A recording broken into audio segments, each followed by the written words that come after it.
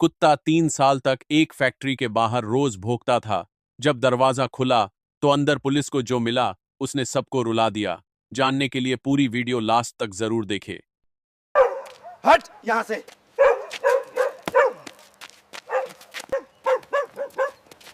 ये साला कुत्ता रोज यहाँ पीछे 3 सालों से भौंक रहा है। दिमाग खराब कर दिया है साले ने। भाई इसको क्या परेशानी है? मुझे तो लगता है इस फैक्ट्री में जरूर कुछ झोल है। हाँ भाई तुम सही कह रहे हो। हमें पुलिस को फोन करना चाहिए। हेलो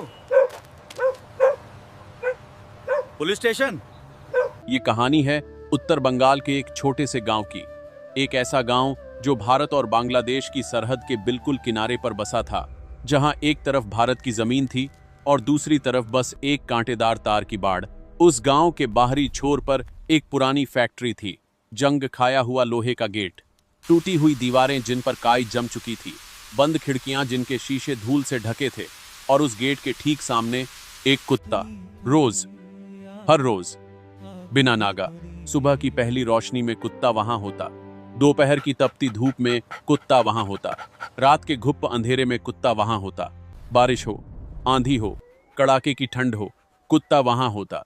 उसकी आंखें हमेशा उस बंद गेट पर टिकी रहती, जैसे वो किसी का इंतजार कर रहा हो, जैसे उसे यकीन हो कि वो दरवाजा एक दिन जरूर खुलेगा और जो अंदर से निकलेगा वो उसका अपना होगा। गांव वाले उसे देख देख कर थक गए थे। पहले महीने में लोगों ने सोचा चला जाएगा, तीसरे महीने में लोगों ने सोचा पागल है, छठे महीने तक लोग उसे भगाने लगे। कोई चिल्लाता अबे हट यहां से, अबे हट यहां से। क्या लगाया है यहां। कोई पत्थर उठाकर मारता, कोई झाड़ू लेकर दौड़ा था। एक बार तो किसी ने उस पर उबलता पानी फेंक दिया। कुत्ता दर्द से चिल्लाया, 2 कदम पीछे हटा और फिर वापस उसी जगह आकर बैठ गया।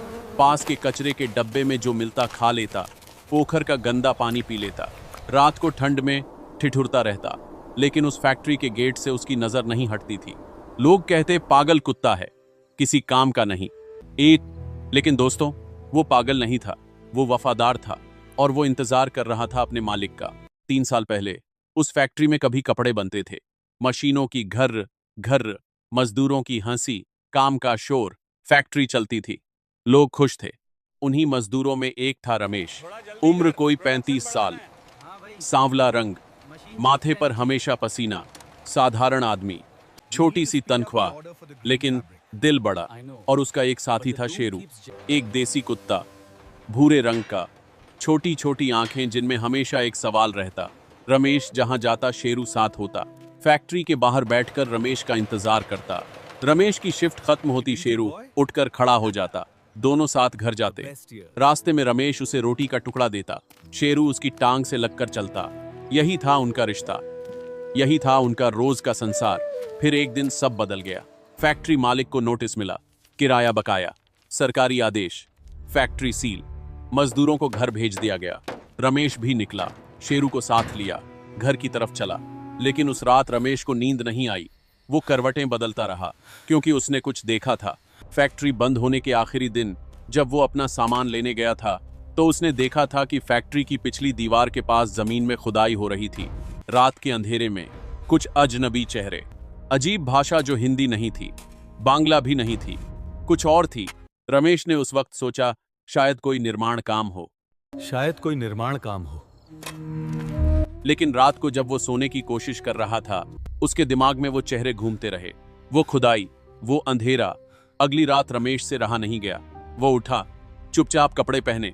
शेरू भी उठ गया, जैसे समझ गया हो कि मालिक कहीं जा रहा है। दोनों निकले अंधेरे में फैक्ट्री की तरफ। रमेश ने फैक्ट्री की दीवार के पास से झांक कर देखा और उसके पैर जमीन पर जम गए। फैक्ट्री के अंदर रोशनी थी और उस रोशनी में बांग्लादेश की तरफ से आई एक सुरंग से लोग अंदर आ रहे थे, एक के बाद एक, बड़े बड़े थैले कंधों पर लादे हुए। रमेश की आंखें फटी रह गईं। उसने एक थैला खुलते देखा, सफेद पाउडर। उसने पहचाना, ड्रग्स। रमेश का दिल इतनी जोर से धड़का कि उसे डर लगा कहीं वो लोग सुन न लें। उसने शेरू का मुंह अपने हाथ से दबाया, धीरे से उसके कान में फुसफुसाया, शेरू, तू यहीं बैठ, बिल्कुल आवाज मत करना, मैं पुलिस को लेकर आता हूं, बस थोड़ी देर। शेरू ने उसकी आंखों में देखा। रमेश ने एक बार पीछे मुड़कर देखा और अंधेरे में चला गया। दोस्तों, रमेश कभी वापस नहीं आया। उस रात फैक्ट्री के पीछे छुपे एक बांग्लादेशी पहरेदार ने रमेश को देख लिया था। इससे पहले कि रमेश पुलिस तक पहुंचता, उन्होंने उसे दबोच लिया, मुंह बंद किया, हाथ बांधे और उसी सुरंग से रमेश को बांग्लादेश ले जाया गया। उसके बाद रमेश का क्या हुआ, उसकी बीवी को नहीं पता, उसके बच्चों को नहीं पता, गांव वालों को नहीं पता, आज तक किसी को नहीं पता। लेकिन शेरू वहीं बैठा रहा। 1 घंटा, 2 घंटे, पूरी रात। सुबह हुई, रमेश नहीं आया। शेरू वहीं बैठा रहा। 1 हफ्ता, रमेश नहीं आया। शेरू वहीं बैठा रहा। 1 महीना, 6 महीने, 1 साल, 3 साल। दोस्तों, इंसान अपने प्यार को हफ्तों में भूल जाते हैं, रिश्ते टूट जाते हैं, यादें धुंधली हो जाती हैं। लेकिन उस कुत्ते ने पत्थर खाए, गालियां सुनी, भूखा रहा, ठंड में ठिठुरा और उस गेट से नहीं हटा, क्योंकि उसके मालिक ने कहा था बस थोड़ी देर। और फिर एक दिन गांव में एक नया इंस्पेक्टर आया।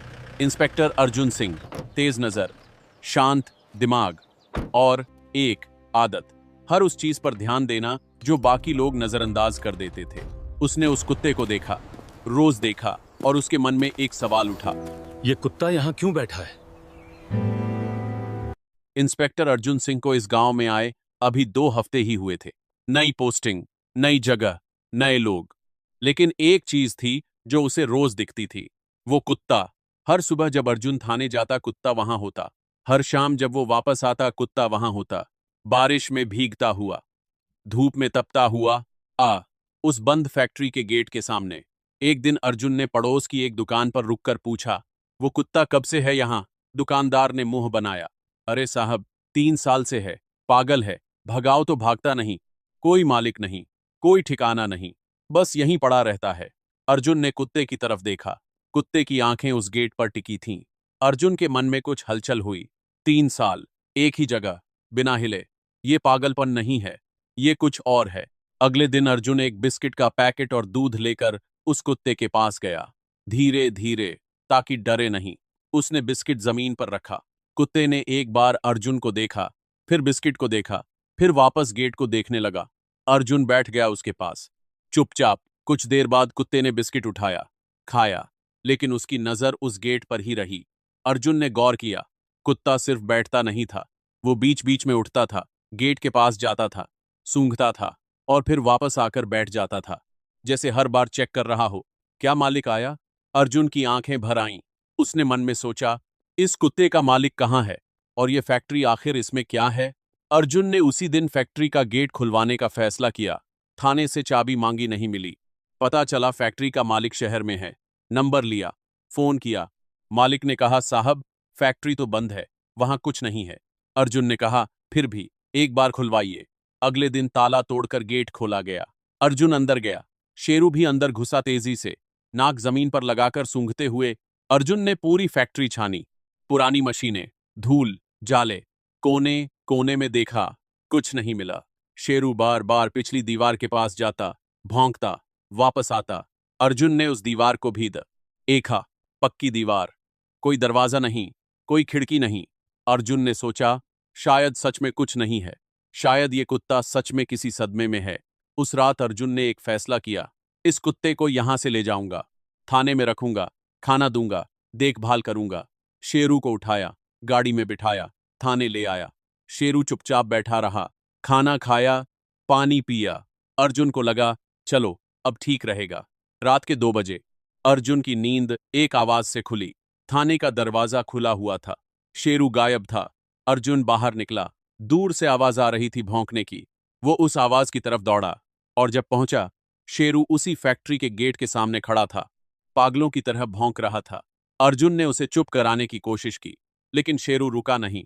वो बार बार फैक्ट्री की दीवार की तरफ दौड़ता, भौंकता, वापस आता, जैसे कह रहा हो, सुनो, सुनो, अंदर कुछ है।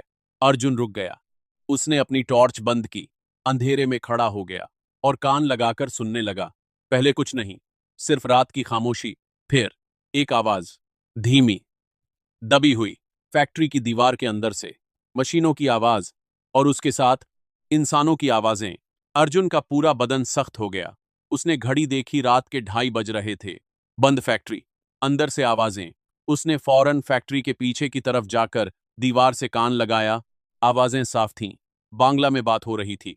थैलों की सरसराहट और एक अजीब सी गंध जो रसायनों की थी। ड्रग्स बन रहे थे।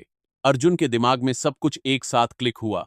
बंद फैक्ट्री, बॉर्डर एरिया, जमीन के नीचे सुरंग, और ये कुत्ता जो 3 साल से यहां बैठा था। इस कुत्ते का मालिक यहां आया था। उसने ये सब देखा था और फिर वो गायब हो गया। अर्जुन की मुट्ठियां भिंच गईं। उसने शेरू को देखा। शेरू उसकी आंखों में देख रहा था, जैसे कह रहा हो, अब समझे, इसीलिए मैं यहां था, इसीलिए मैं 3 साल से यहां था। अर्जुन ने फौरन अपना फोन निकाला, नंबर डायल किया।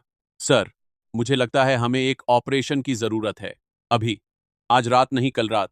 और सर, ये सिर्फ एक फैक्ट्री का मामला नहीं है, ये बॉर्डर का मामला है। अर्जुन उस रात वापस थाने गया, लेकिन नींद नहीं आई। वो बैठा रहा, सोचता रहा, दिमाग में एक के बाद एक सवाल। सुरंग कितनी पुरानी है, कितने लोग हैं अंदर, और वो मजदूर रमेश, उसका क्या हुआ? शेरू उसके पास बैठा था, चुपचाप, शांत, जैसे जानता हो कि अब काम होने वाला है। अगली सुबह अर्जुन ने अपने सीनियर को पूरी बात बताई, नक्शा बनाया, सुरंग की दिशा समझाई, बॉर्डर सिक्योरिटी फोर्स को अलर्ट किया, एक स्पेशल टीम बनाई, 8 जवान, 2 अफसर, और ऑपरेशन का नाम रखा, ऑपरेशन शेरू। उस दिन पूरा दिन इंतजार में गुजरा। शाम को अर्जुन ने अपनी टीम को ब्रीफिंग दी। याद रखो, ये लोग खतरनाक हैं। सुरंग के दोनों तरफ पहरा होगा।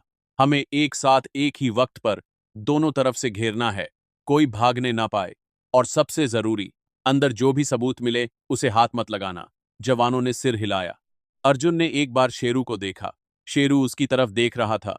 अर्जुन ने धीरे से कहा, आज तेरे मालिक का इंसाफ होगा शेरू। रात के ठीक 12 बजे ऑपरेशन शुरू हुआ। टीम 4 हिस्सों में बंट गई। एक टीम फैक्ट्री के मेन गेट पर, एक टीम पिछली दीवार पर, एक टीम बॉर्डर की तरफ सुरंग के दूसरे सिरे पर। और अर्जुन, अर्जुन शेरू के साथ था। रात का सन्नाटा था। दूर कहीं झींगुर बोल रहे थे। अर्जुन ने इशारा किया और एक साथ चारों तरफ से टीमें अंदर घुसीं। फैक्ट्री के अंदर अफरा तफरी मच गई। बांग्लादेशी भागने लगे, लेकिन जाते कहां? हर तरफ जवान थे। सुरंग के दूसरे सिरे पर बीएसएफ खड़ी थी।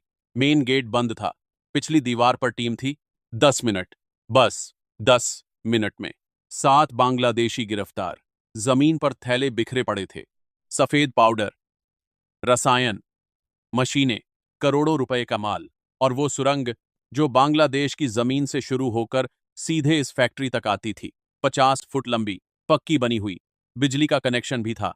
अर्जुन ने सुरंग के अंदर टॉर्च मारी और उसकी सांस रुक गई। सुरंग की दीवार पर किसी ने नाखून से कुछ लिखा था। अर्जुन झुककर पढ़ने लगा, मेरा नाम रमेश है, मैं भारत का नागरिक हूं, मुझे यहां कैद किया गया है,